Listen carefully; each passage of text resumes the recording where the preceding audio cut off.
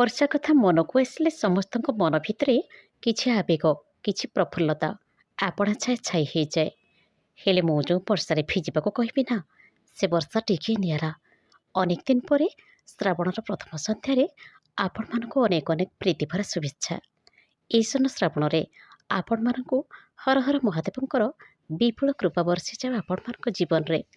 ସୃଜନ ସମ୍ଭାର ସର୍ବଦା ସମାଜକୁ କିଛି ବାର୍ତ୍ତା ଦିଏ।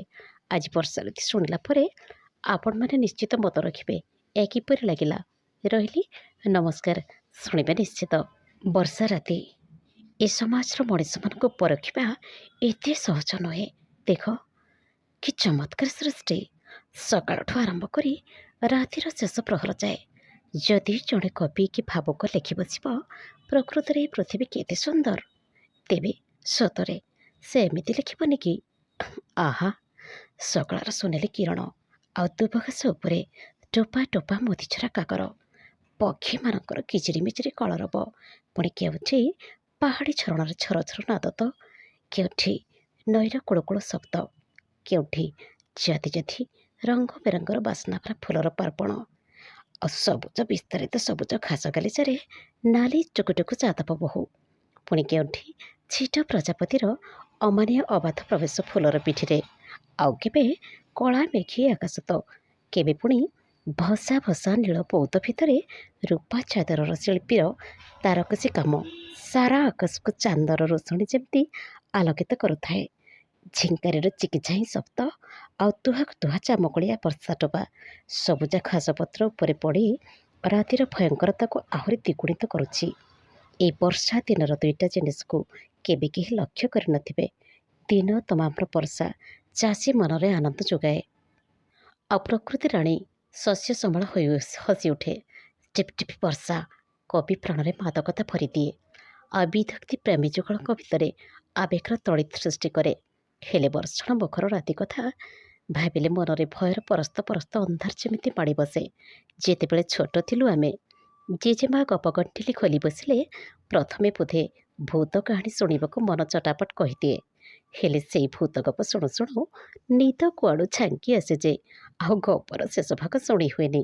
କିନ୍ତୁ ଆଜି ସେ ପିଲାବେଳ ଆଉ ଫେରୁନି କି ଭୂତର ଗପ ପିଢ଼ି ଆଉ ଜେଜେମା କହି ହଉନି। ଏବେ ମଣିଷ ଜୀବନ ଶତଶତିକା ଗୋଟେ ଭୂତର ଗପପିଢ଼ି ପାଲଟିଛି।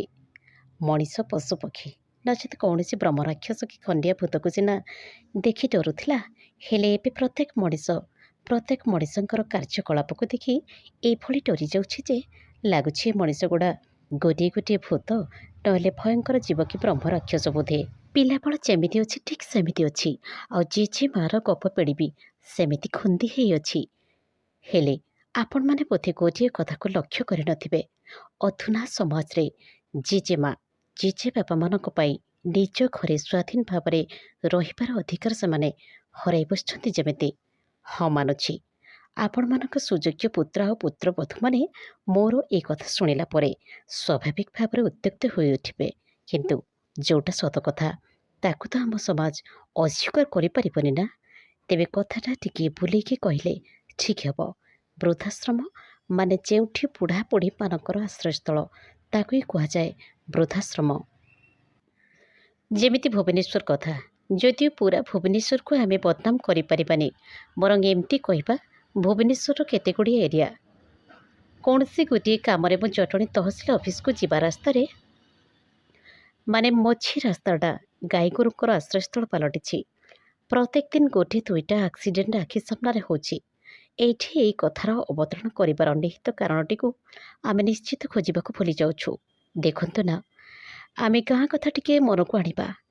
ଗୋରୁ ଗାଈ ଘରକୁ ବାହୁଡ଼ିଲା ବେଳେ ଯଦି କାହାର ଗାଈ ବାଛୁରୀଟିଏ ଭୁଲବଶତଃ ଘରକୁ ନ ଫେରିଛି, ତେବେ ସେମାନଙ୍କୁ ଖୋଜିବା ପାଇଁ ଦିଗ ବା ଦିଗକୁ ଏ ଦିଗରୁ ସେ ଦିଗକୁ ଆମେ ଧାଇଁ ପଡ଼ନ୍ତି।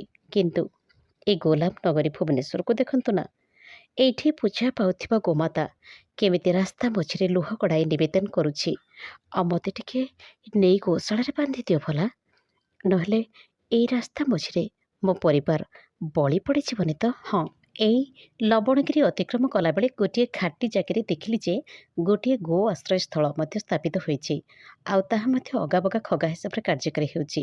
ତେବେ ଆପଣମାନେ ବୁଝିପାରୁଛନ୍ତି ନା ଆଜ୍ଞା, ଏଇ ଗୋଶାଳା ଆଉ ବୃଦ୍ଧାଶ୍ରମ ମଧ୍ୟରେ କିଭଳି ଗୋଟିଏ ଯୋଡ଼ାଯୋଡ଼ି ସମ୍ପର୍କ ବାନ୍ଧି ହୋଇ ରହିଛି।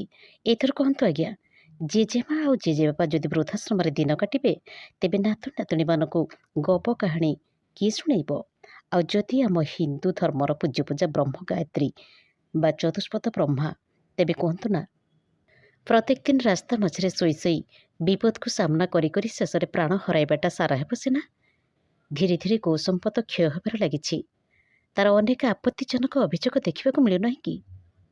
ପ୍ରତ୍ୟେକ ଦିନ ଟ୍ରକ୍ ଟ୍ରକ୍ ଗୋଚାରଣ କ'ଣ ମୁଣ୍ଡ ବ୍ୟଥାର କାରଣ ନୁହେଁ କି? ଅଥଚ ଏସବୁ ପ୍ରସଙ୍ଗ ଭିତ୍ତିକ ନହେଲେ ବି ଆଜି କ୍ଷୁଭର ସହିତ କହିବାକୁ ପଡ଼ୁଛି ଯେ ଯଦି ଆମେ ଗୋସମ୍ପଦର ସଠିକ୍ ରକ୍ଷଣାବେକ୍ଷଣ ନ କରିବା, ତେବେ ଏମିତି ଦିନ ସମୟ ଆସିବ, ଆମ ପିଲାମାନେ କ୍ଷୀର ଟୋପେ ପିଇବାକୁ ସ୍ୱପ୍ନ ହୋଇଯିବ। ଆଉ ନିଜର ବୃଦ୍ଧ ପିତାମାତାମାନଙ୍କୁ ଯଦି ଚରା ନିବାସରେ ରଖିବେ, ତେବେ ସରକାରଙ୍କୁ ନିବେଦନ, ପ୍ରତ୍ୟେକ ଗୋଶାଳା ନିକଟରେ ଗୋଟିଏ ଗୋଟିଏ ଚରା ନିବାସ ନିର୍ମାଣ କରନ୍ତୁ। କାହିଁକି ନା ବୃଦ୍ଧ ପିତାମାତା ଆଉ ଅବହେଳିତ ଗୋସମ୍ପଦକୁ ଅଣଦେଖା ଏ ଦୁଇଟାର ଓଜନ ସମୀକ୍ଷାତ୍ମକ ହେବା ଦରକାର ନୁହେଁ କି?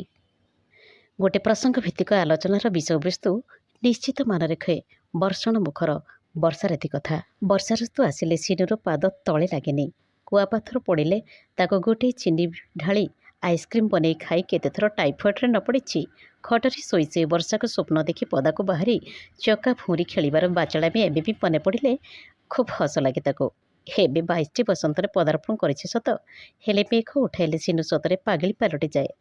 ଆରେ ବର୍ଷାଟା ଉଠିଛି ଯଦି ଜଲ୍ଦି ଜଲ୍ଦି ବର୍ଷି ଯାଉନି କାହିଁକି ଯେ? ବାବା ହସ ରଖି ପାରନ୍ତିନି। କହନ୍ତି, ଏ ସିନୁ, ତୁ କ'ଣ ବର୍ଷାର ରିମୋଟ୍କୁ ହାତରେ ଧରିଛୁ କି? ବୋଉ ବି ହସି ପକାଏ। ଆରେ ପାଗଳି, ତୁ କ'ଣ ଏବେ ଛୋଟ ପିଲା ହେଇଛୁ ଯେ ବର୍ଷାରେ ଭିଜିବାକୁ ଜିଦି ଧରୁଛୁ? କାହାର କଥା ସିନୁକୁ ଫରକ ପଡ଼େନି। ଆକାଶରେ ଯଦି ବର୍ଷା ଉଠେଇଛି, ତେବେ ପୁରା ଆକାଶଟା ତାର। ଯେମିତି ସେହି କେବଳ ସବୁ ବର୍ଷାରେ ଭିଜିବ, ନାଚିବ ଆଉ ମନ ଇଚ୍ଛା ଖୁସି ହେବ। ବର୍ଷା ପାଣିରେ ଭିଜିବାର ମଜାଠୁ ତାକୁ କେହି ବି ଅଲଗା କରିପାରିବେନି। କାରଣ ତା ମନରେ ଏଇଟା ପୋଖରୀ ନୁହେଁ କି କାହାର ବାଥରୁମ୍ ବି ନୁହେଁ। ଏଇଠି ସିନୁ କାହାକୁ ହଇରାଣ କରୁନି କି ତାକୁ ବି କେହି ହଇରାଣ କରିବାର ନାହିଁ। କାରଣ ଏଇଟା ତାଙ୍କ ଦାଣ୍ଡ, ତାଙ୍କ ଛାତ। ତେଣୁ ସମସ୍ତେ ତା ଆନନ୍ଦକୁ ଅନୁଭବ କରି ଭରପୁର ମଜା ନିଅନ୍ତୁ, କିନ୍ତୁ କେହି ତା ଖୁସିରେ ବାଧା ନ ଉପୁଜାନ୍ତୁ।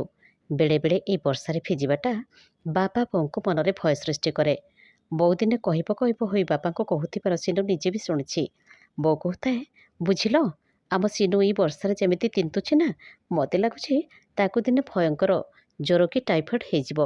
ବାବା କହନ୍ତି, ହଁ ମ, ହଉ, ଡକ୍ଟର କ'ଣ ଅଭାବ ନା ଔଷଧ ଅଭାବ? ଭିଜୁଛି ଯଦି ଭିଜୁ, ଏଇ ବୟସରେ ବର୍ଷାରେ ମଜା ନେବନି ତ ଆଉ କ'ଣ ବାହା ବୟସରେ ମଜା ନେବ?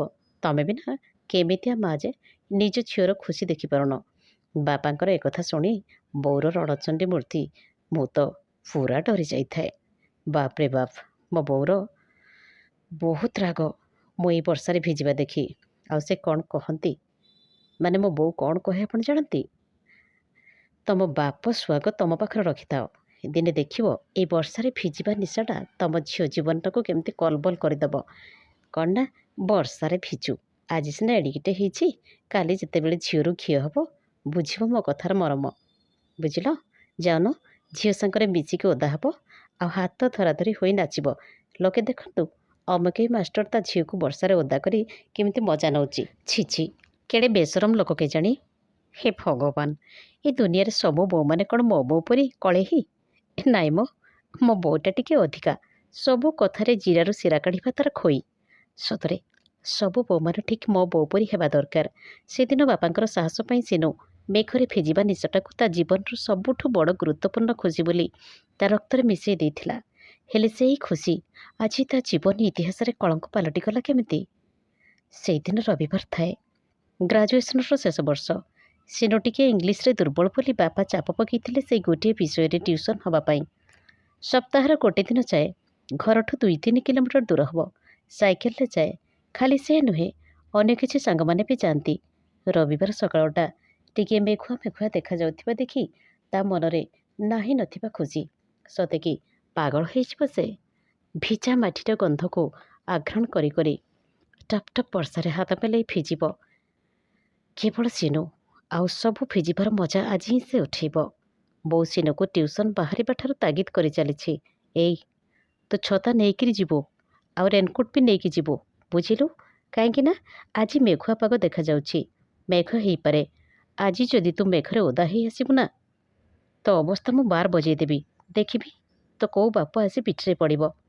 ସିନୁକୁ ଏସବୁ କଥାର କିଛି ଫରକ ପଡ଼େନି। ବୋଉ ସେମିତି ବକି ବକି ଚୁପ୍ ହେଇଯିବ। ସିନୁ ସେମିତି ହସି ହସି କହୁଥାଏ ବୋଉକୁ ଗେଟ୍ ବନ୍ଦ କରିଦେବାକୁ।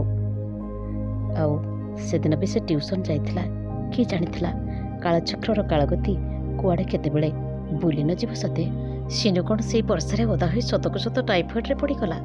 ନା ନା, ସିନୁ ଟାଇଫଏଡ଼୍ ନୁହେଁ କି ଜ୍ୱରରେ ନୁହେଁ, ସେ ଏମିତି ଏକ କଳଙ୍କିତ ରୋଗରେ ପଡ଼ିଗଲା ଯେ ସେ କଳଙ୍କକୁ ବର୍ଷା ଯେତେ ଭିଜେଇଲେ ବି ଆଉ ଜମା ବି ଥୋଇ ପାରିବନି। ସେଇ ରବିବାର ଅପରାହ୍ନ ସମୟ 3ଟାରୁ 4ଟା ଭିତରେ ସବୁ ସାଙ୍ଗମାନଙ୍କ ସହିତ ସିନୁ ବି ଫେରୁଥିଲା ଟ୍ୟୁସନ୍ରୁ। ସକାଳ ପହରୁ ଆକାଶଟା ମେଘୁଆ ହୋଇ ଶେଷରେ ପବନ ବହିବା ଆରମ୍ଭ କରିଦେଲା। ଅନ୍ୟ ସାଙ୍ଗମାନେ ଡକାଡକି ହୋଇ ତୁରନ୍ତ ସାଇକେଲରେ ବେଗ ବଢ଼ାଇ ଆଖି ପିଛୁଳାକେ ଯିଏ ଯାହାର ଘର ଅଭିମୁଖରେ ପଳେଇଗଲେ। ହେ ସିନୁ, ହେଲେ ଏଇ ସିନୁ ଓଠରେ ହସ ଉକୁଟି ଉଠୁଛି ବାରମ୍ବାର। ସେ ଜାଣିଶୁଣି ଧୀରେ ଧୀରେ ସାଇକେଲ ଚଲାଇ ମଜା ନେଉଛି। କାରଣ ତାକୁ ଦରକାର ଝିପଝିପ ବର୍ଷା, ଟପ୍ ଟପ୍ ବର୍ଷା ଆଉ ପ୍ରବଳ ବର୍ଷା, ଯେଉଁ ବର୍ଷାରେ ତା ସାରା ଦେହ ମନ ଓଦା ହୋଇଯିବ ଆଉ ତାକୁ ଅପର୍ଯ୍ୟାପ୍ତ ଆନନ୍ଦ ମିଳିବ। ଚାରିଆଡ଼େ ସୁନସାନ, କିଏ କୁଆଡ଼େ ଦୌଡ଼ି ଗାଡ଼ି ଛୁଟେଇ ପଳେଇ ଯାଉଛନ୍ତି। ଆକାଶଟା ଧୀରେ ଧୀରେ ନୀଳରୁ ଅନ୍ଧାର ଆଉ ଧୂଆଁଳିଆ ଦେଖାଗଲା। ସିନୁ ମନରେ ଶଙ୍କା ସୃଷ୍ଟି ହେଉଛି। କାହିଁକି ଆଜି ହଠାତ୍ ଏମିତି ଅନୁଭବ ହେଉଛି କି ଆଜିର ବର୍ଷାରେ ଜମା ବି ମିଠାସ ନାହିଁ। ଯେମିତି ଅନେକ ବର୍ଷା ତାକୁ ଭରପୁର ଆନନ୍ଦ ଦିଅନ୍ତି, ଅଥଚ ଆଜି ଲାଗୁଛି ଏ ବର୍ଷାଟା ସତରେ ସିନୁ ଉପରେ ଅଭିମାନ କରିଛି କି? ତେବେ ସେ ଭାବିଲା, ନା ଆଉ ଭିଜିବନି। ପାଖରେ ଗୋଟେ ଅଧା ତିଆରି କୋଠାଘର ଅଛି, ସେଇଠି ଟିକେ ଅଟକିଯିବ। ବର୍ଷାର ପ୍ରକୋପ ଟିକେ କମି ଆସିଲେ ଘରକୁ ବାହାରିଯିବ। ନିଜ ସାଇକେଲକୁ ଘର ସାମ୍ନାରେ ଠିଆ କରିଦେଇ ସିନୁ ଚଟାପଟ ଭିତରକୁ ପଶିଗଲା। ଏଠି ସେ ଏକା ନୁହେଁ, ତା ପୂର୍ବରୁ ଅନେକ ଲୋକ ସେଇଠି ଆଶ୍ରୟ ନେଇଛନ୍ତି, ତେଣୁ ଭୟ କରିବାର କିଛି ନାହିଁ। ହେଲେ ଏଇଠି ତ ସମସ୍ତେ ପୁରୁଷ, ନାରୀ ବୋଲି କେହି ତା ବ୍ୟତୀତ ନାହାନ୍ତି। କାହିଁକି କେଜାଣି ତାକୁ ନିରାପଦ ଲାଗୁନି ଏ ଜାଗା। ବର୍ଷା ଯଦିଓ ପ୍ରବଳରୁ ପ୍ରବଳ ବର୍ଷୁଛି, ତଥାପି ତାକୁ ଏ ସ୍ଥାନ ଛାଡ଼ି ଚାଲିଯିବାଟା ଠିକ୍ ହେବ। ବାପାଙ୍କ କଥା ଯାହା ହେଉ, ବୋଉ କିନ୍ତୁ ଚିନ୍ତାରେ ଅଧୀର ହୋଇ ପଡ଼ୁଥିବ। କାରଣ ପ୍ରତ୍ୟେକ ଝିଅ ତା ମାଆର ଗୋଟେ ଗୋଟେ ବିରାଟ ଦୁର୍ବଳତା। ଏମିତିରେ ବି ବୋଉ ଜମାରୁ ପସନ୍ଦ କରେନି ବର୍ଷାରେ ଭିଜିବା କି ବାହାରେ ବୁଲିବା। ତଥାପି ଆଜି ଦିନଠାରୁ ସେ ବୋଉ ପାଖରେ ଶପଥ କରିନେବ କି ସେ ଆଉ ଜୀବନରେ କେବେ ବି ବର୍ଷାରେ ଓଦା ହେବନି କି ବର୍ଷାରେ ଭିଜିବାକୁ ସକସକ ହେବନି। ସନ୍ଧ୍ୟା ହେଇଗଲାଣି, ତଥାପି ଅହନ୍ତା କଲାପରି ବର୍ଷାଟା ଏମିତି ବର୍ଷୁଛି ଯେ ତାର ଠିକଣା ନାହିଁ। ସିନୁ କାଳ ବିଳମ୍ବ ନ କରି ସେଇଠୁ ବାହାରି ଆସିବା ଦେଖି କିଛି ଲୋକ ବାରଣ କରି କହିଲେ, ଏ ଝିଅ, ବର୍ଷା ଏତେ ଜୋରରେ ମୁହଁକୁ ମାରୁଛି, ରାସ୍ତା ଦେଖାଯାଉନି, ତୁ ଯାଉଛୁ କୁଆଡ଼େ?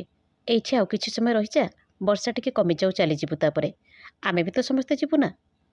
ହେଲେ ସେ ଜମାରୁ ସେ ଲୋକମାନଙ୍କ କଥାକୁ କର୍ଣ୍ଣପାତ ନ କରି ସାଇକେଲ ଛୁଟେଇ ଦେଲା ରାସ୍ତାରେ। କିଛି ବାଟ ଯାଇଛି କି ନାହିଁ, ରାସ୍ତାର ପଛପଟୁ ଗୋଟିଏ କାର୍ ଆସୁଥିବାର ସେ ଜାଣିପାରି ନିଜେ ସାଇଡ୍ ହେଇଗଲା। ସେ କାର୍ ବି ତାକୁ ଅତିକ୍ରମ କରି ଚାଲିଗଲା। ଏଥର ରାସ୍ତା ପୁରା ଫାଙ୍କା ଲାଗିଲା ସିନା, ତଥାପି ବର୍ଷାର ପ୍ରକୋପ କମିନଥିଲା। ପୁଣି କିଛି ବାଟ ଗଲା ପରେ ସେ ଭେଟିଲା ସେଇ କାର୍ଟିକୁ, ଅଥଚ ସେଇ କାର୍ଟି ରାସ୍ତାର ଗୋଟିଏ ଧାରରେ ଅଟକି ରହିଥିଲା। କିନ୍ତୁ ସିନୁ ଯେତେବେଳେ ଆଗକୁ ସାଇକେଲ ନେଉଥିଲା, ସେ କାର୍ ଚାଳକ ଯେମିତି ସିନୁକୁ ଧକ୍କା ଦେବାକୁ ଉଦ୍ଦେଶ୍ୟ କରୁଥିଲା, ଯାହା ସ୍ୱାଭାବିକ ଭାବରେ ସିନୁ ବୁଝିପାରେ ନିଜେ ସାଇକେଲ ଅଟକାଇ ଠିଆ ହେଇଗଲା। ଅଥଚ ସିନୁ କିଛି ଭାବିବା ପୂର୍ବରୁ ସେ କାର୍ ଚାଳକ ଏବଂ ଆଉ 2 ଜଣ ମିଶି ସିନୁକୁ ଅଚାନକ କାର୍ ଭିତରକୁ ଟେକି ନେଇଗଲେ। ସିନୁ ଚିତ୍କାର କରିବା ପାଇଁ ଗୋଟିଏ ମିନିଟ୍ ବି ସମୟ ପାଇନଥିଲା। ସେଇ କାର୍ ଭିତରେ ସେମାନେ ସିନୁକୁ ଅତି ନିର୍ମମ ଭାବରେ ଜଣକ ପରେ ଜଣେ ଗଣଦୁଷ୍କର୍ମ କରିଚାଲିଲେ। ଅତୃପ୍ତ କାମୁକ ପୁରୁଷମାନେ ସିନୁର ସୁନ୍ଦର ଦେହଟାକୁ ଖିନଭିନ କରି କ୍ଷତାକ୍ତ କରି ପକାଇଲେ। ନିଜର କାମନା ମେଣ୍ଟିଗଲା ପରେ ସେମାନେ ଗୋଟେ ନିଛାଟିଆ ଜଙ୍ଗଲ ଜାଗା ଦେଖି ଅଚେତ ଅବସ୍ଥାରେ ସିନୁକୁ ଫୋପାଡ଼ି ଦେଇ ଚାଲିଗଲେ। ବର୍ଷା ସେମିତି ବର୍ଷୁଥାଏ ଯେମିତି ସିନୁର ଚେତା ଫେରିବା ପାଇଁ। ସତକୁ ସତ ସିନୁର ଚେତା ଫେରିବା ପରେ ବର୍ଷା କମିଯାଇଥିଲା। ହେଲେ ଏତେ ଅନ୍ଧାର, ବୋଧେ ରାତି ହେଇସାରିଥିଲା। ତାହା ପୁଣି ବର୍ଷା ରାତି। ବୋଉର ପ୍ରତ୍ୟେକଟି କଥା ତା କାନରେ ପ୍ରତିଧ୍ୱନି ତୋଳୁଥିଲା। କିନ୍ତୁ ବାପା କହନ୍ତି ସେ ତାଙ୍କର ବାହାଦୁର ବେଟା। ତେବେ ଏତେ ଜଲ୍ଦି ସେ ହାର ମାନିଯିବ କେମିତି? ଦେହର କଷ୍ଟ, ମନର ଆଘାତକୁ ଖାତିର ନ କରି ସିନୁ ସେଇ ବର୍ଷା ରାତିରେ ଏକାକୀ ଚାଲିଥାଏ ଘରମୁହାଁ ହୋଇ। ଜେଜେମାର ସବୁ ଭୟଙ୍କର ଭୂତର ଗପକୁ ଭୁଲି ସେ ଚାଲିଥାଏ ଏକାକୀ ଘରମୁହାଁ ହୋଇ।